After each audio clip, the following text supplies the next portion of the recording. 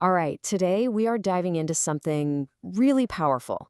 It's this timeless poem that basically maps out a journey from, that silent, boiling frustration all the way to a raw, honest confrontation with life's biggest questions. We're going to be looking at Psalm 39. And what's amazing is, even though it's ancient, it feels like it could have been written yesterday. You know that feeling, right? That deep frustration where you just go completely silent. The words won't come out, maybe because you're scared of what'll happen if they do. So you just bottle it all up. Well, that's exactly where this whole story begins. It's a state of mind that kicks off one of the most intense, relatable emotional journeys you can imagine. So here we are in the first stage of this emotional roller coaster, the pressure of silence. The idea that holding it all in, well, it only makes things worse. The writer of this psalm, he starts out with a resolution, a plan. He's surrounded by people he calls the wicked, and he figures, okay, the best strategy here is just to say nothing at all. He thinks he can just control himself, bite his tongue, and wait for the whole thing to blow over. And just listen to the language he uses here. He says he'll put a muzzle on my mouth.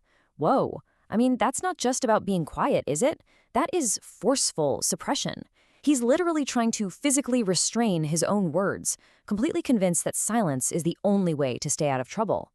And let's be honest, that's a pretty relatable impulse, right? But here's the thing. The silence didn't bring any peace, and this is really the first big turning point. The whole strategy just fails. And not just a little bit, I mean spectacularly. Instead of calming the storm inside, that silence acts like a pressure cooker. All those feelings he's trying to ignore, they don't just go away. Nope, they just get louder and louder inside his head. So you can just imagine this internal pressure building and building until it's physically unbearable. He actually describes his heart growing hot, like there's a fire burning inside him as he's just stewing on all his problems. Something's got to give. The silence has to break. And when it does, believe me, it is not a whisper. It's an explosion. So what happens when that silence finally shatters? Well, it erupts into this desperate existential question. That explosion of feeling comes out as a direct, almost shockingly blunt demand to God. Suddenly, he's not worried about the people around him anymore. His focus shifts completely, turning inward to his own existence and what it all means in the grand scheme of things. Just think about how incredibly vulnerable this is. He's asking, "Show me, Lord, my life's end and the number of my days. Let me know how fleeting my life is." It's this desperate cry for perspective. He's basically saying, look, I need to know the scale of this whole thing. How much time do I actually have? It's a question we all ask ourselves at some point, but man, rarely with this kind of raw, unfiltered urgency. And the answer he lands on, it's so stunningly simple. He says his days are like a mere handbreadth. I mean, think about that. That's just the width of your four fingers held together. It's such a tiny physical measurement for something as huge as a lifetime. And then he says the span of his years is as nothing before you. Wow. Compared to eternity, his whole life feels like, well, like nothing. It's a really humbling, almost terrifying thing to realize. And what's so interesting is what he does next. He universalizes it. It's not just about him anymore. He looks around at everyone, even the people who seem so secure, the ones who look like they have it all figured out, and he sees the exact same fragility. Every single person, he says, is but a breath, just a vapor. You're here, and then you're gone.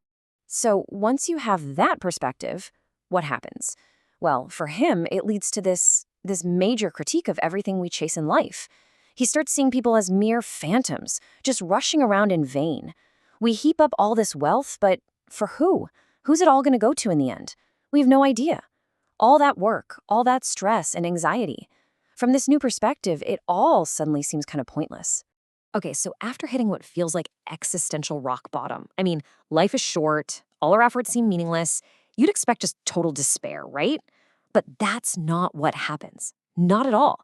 Instead, we get this crucial pivot. We're about to find some solid ground, right in the depths of all this despair. And it all hinges on this one question. This is the question that changes absolutely everything. He asks, but now, Lord, what do I look for? He stripped away all the illusions, right? Worldly security, a long life, none of it holds up. So he's left with this. If none of that other stuff really matters, then what does? Where do I put my hope? And the answer comes back, just as simple and direct as you can imagine. My hope is in you. Bam! It just lands with such incredible force. In that one line, he shifts his entire foundation. He's not trusting in his own efforts or the length of his life anymore. He's putting his hope in something completely outside of himself. This is the anchor he's been looking for in the middle of this storm. And this new hope, it completely reframes his identity. He starts to see himself as a foreigner. Now, in this context, that means he's like a temporary resident, a traveler, just passing through. He no longer sees his life on Earth as this permanent thing he has to build and protect. Nope, he's just visiting. And that perspective, well, it frees him from all that anxiety about accumulating and securing stuff he was never going to be able to keep anyway. So he's found this new, solid ground for his hope. And that brings us to the end of the journey. But here's the thing, it doesn't just wrap up with a neat little bow. Not at all. It ends with a final, deeply personal, and incredibly human plea. I mean, listen to this. Hear my prayer, Lord. Listen to my cry for help. Do not be deaf to my weeping. Even with this new hope he's found, the pain is still there. It's real.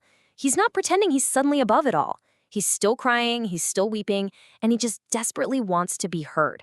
It's such a powerful reminder that, faith and suffering can and often do exist at the exact same time. And I want you to notice something really important here. The request he makes, it's not for wealth, and it's not for a longer life. Think about that. After that whole realization about how pointless it is to chase after money and security, he doesn't suddenly turn around and ask for it. His priorities have totally, fundamentally shifted.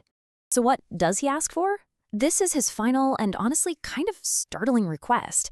He says, "Look away from me, that I may enjoy life again before I depart and am no more." Look away from me. It's incredible. He's asking for a moment of respite, a little space to just breathe and find a moment of simple joy before his short life is over. It's not some grand request for a huge destiny. It's just a plea for a small, beautiful moment of peace. And that's really where this ancient meditation leaves us. It's taken us all the way from silent, bottled-up anger through a full-blown existential crisis to a radical recentering of hope. It definitely doesn't offer any easy answers, but what it does do is challenge us. It challenges you to ask maybe the most important question of all. What gives a fleeting life its meaning? If our days really are just a handbreadth, what makes them truly worthwhile?